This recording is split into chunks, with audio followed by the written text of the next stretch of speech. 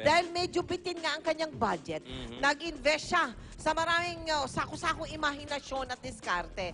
Maniniwala ba kayo ang kanyang bahay pinagtagni-tagni mula sa mga lumang bahay, yung mga ginibang eskwelahan, mga retaso sa iba't ibang lugar at probinsya? Tara, silipin natin ang hanip na dream house, hanip bahay, katas ng diskarte ni Aleli. Nasa diskarte lang yan. Bintana na ginawang pintuan, sahig na ginawang bubungan, at bintana na ginawang pangdisenyo ng ilaw.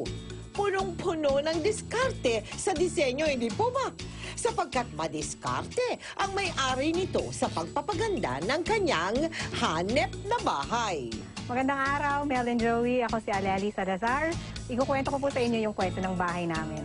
Ibayin natin itong si Aleli dahil sa diskarte at hilig niya na mag-recycle ng mga gamit. Bahay niya ay di lang basta mukhang bago, kundi napuno rin ng mga lumang gamit na muling binago para magamit. Tara, ikutin natin. Kung makikita mo yung gate namin, kakaiba siya. Hindi yan talaga pintuan. Ito ay bintana. Bintana ng bahay dati na ginawa naming pintuan. Iba naman ang kanyang naging diskarte sa waiting shed na bubong nito. Nakita niyo yung mga wooden planks? Well, actually, floorboards yan ng eskwela. Ginawa na lang namin siyang bubong. Tara, pasok tayo sa loob.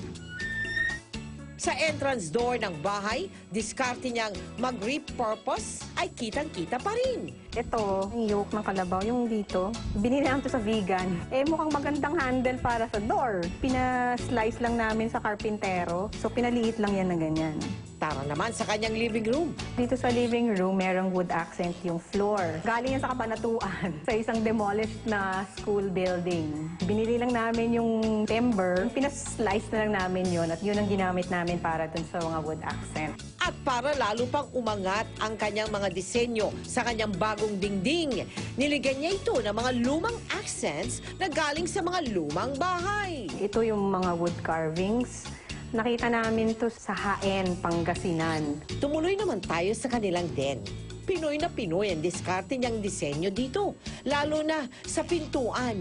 Yung pinakamagandang feature nito yung glass. Actually, collection niya ng mother-in-law ko. Ito yung tinatawag na Sampaguita glass. Sa loob naman, kakaiba rin yung pintuan namin. Well, gawa rin niya ng resourcefulness kasi ito yung window nung araw. Tapos pinagawa na lang namin siyang door. Itong handle pati, ito yung kamagong na yung binibentang pang-arni sa Baguio. Pinagawa na lang namin sa karpintero, pinalagyan namin siyang handle. Tara naman sa kanyang dining at kitchen kung saan diskarte niyang kakaiba. Talaga namang ang ganda. Bago ka pumasok dito sa dining room, makikita mo yung dalawang wood carving. Ang tawag dyan mga corbels. Ito yung dating mga corona ng 4-poster beds. So, ginawa namin, nilagyan na lang namin siya sa dingding. Isa sa mga accents dito sa dining room yung mga light fixtures namin. Mga windows yan nung araw. Personalized talaga. Kagaya nito, itong island na to, meron na siyang sariling lalagyan ng knife. Tapos ito, tira ito ng yung granite counter. Tara, panik tayo sa itaas, kung saan matatagpuan ang isang balcony na bihirang gawing disenyo sa loob ng isang bahay. Well, dito sa amin, yung balcony namin, overlooking the living room. O ang tawag ko dyan yung aking Evita balcony. Oo nga naman, kapag dumungaw ka rito, abay, para ka na rin si Evita. Pero sa kanyang closet sa loob ng kanyang kwarto, mala showbiz ang kanyang ginawang diskarte dito. Napupulfill ang aking mga showbiz fantasies dito kasi meron akong, ilaw. Hanep na bahay, di ba?